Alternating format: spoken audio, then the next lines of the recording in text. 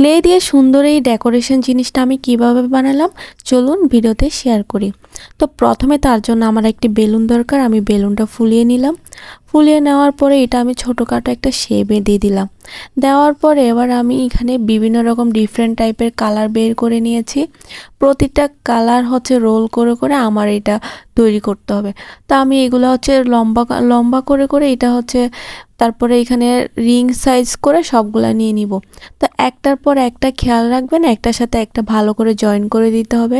তো round shape করার পরে যে বাড়তি অংশ সেটা আমি কাঁচি দিয়ে কেটে নিলাম। একটা জিনিস ভালো করে খেয়াল রাখবেন যে কাটা অংশটা থাকে সেটাতে একটু বেশি প্রেসার দিয়ে এটার সাথে অ্যাটাচ করে দিবেন, নইলে কিন্তু এটা শুকাইলে পরবর্তীতে খুলে যাওয়ার সম্ভাবনা থাকবে। তো আমি এখানে একটার সাথে একটা খুব ভালো করে কালার অ্যাটাচ করে দিচ্ছি। তো এরপর আমি গোলাপি কালার ক্লে নিয়ে নিলাম। এটাকে হচ্ছে লম্বা করার শেপ দেওয়ার পরে তারপরে এটাকে আমি আস্তে আস্তে পেঁচাই এটা আবার বেলুনের সাথে অ্যাটাচ করে নিচ্ছি। তো খেয়াল রাখতে হবে প্রতিটা রিং আমার সবগুলো ক্লের সাথে যাতে ভালো করে অ্যাটাচ হয়ে যায়। তো এরপর আমি নিলাম অরেঞ্জ কালার ক্লে। আসলে এই ভিডিওটা তৈরি করতে আমার মিনিমাম 1 ঘন্টা সময় লেগেছে, যদিও বা ভিডিওটা এডিট করতে তেমন কয়েক মিনিট মাত্র দেখা যায়, কিন্তু এইটা তৈরি করতে না অনেক বেশি সময় চলে যায়। তো এখন ক্লের এই জিনিসটাতে হচ্ছে মেন সমস্যা, ক্লে দিয়ে এই রিংগুলা তৈরি করা হচ্ছে অনেক বেশি সময়ের প্রয়োজন, কারণ এখানে ডিফারেন্ট টাইপের কালার ইউজ করতে হয়, তো তার কারণে। তো এখানে এবার আমি রেড কালার ক্লে নিলাম। নেওয়ার পরে প্রতিটা ক্লেকে রিং সাইজ দিয়ে দিচ্ছি। রিং সাইজ দেওয়ার পরে বেলুনের সাথে ভালো করে কিন্তু সবগুলো অ্যাটাচ করে দিতে হবে। খেয়াল রাখতে হবে প্রতিটা যেগুলো বেলুনের নিচের সাইড থেকে রিংগুলো হচ্ছে একটু বড় শেপের রাখবেন। বড় শেপ রাখলে এটা তাড়াতাড়ি কভার হয়ে যাবে।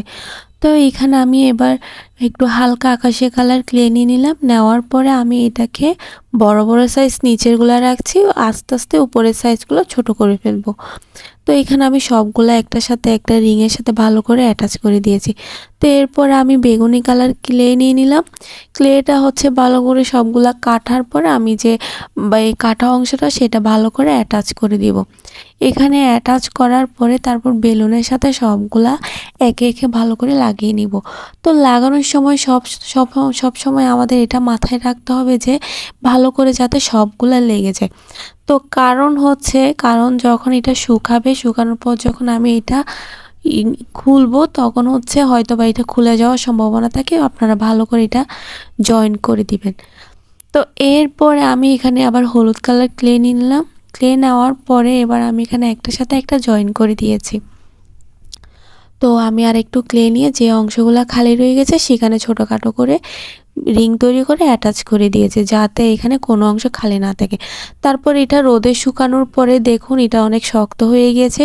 বেলুনটা যখন আমি ফুটালাম তখন এটা কত সুন্দর একটি জিনিসে পরিণত হয়েছে।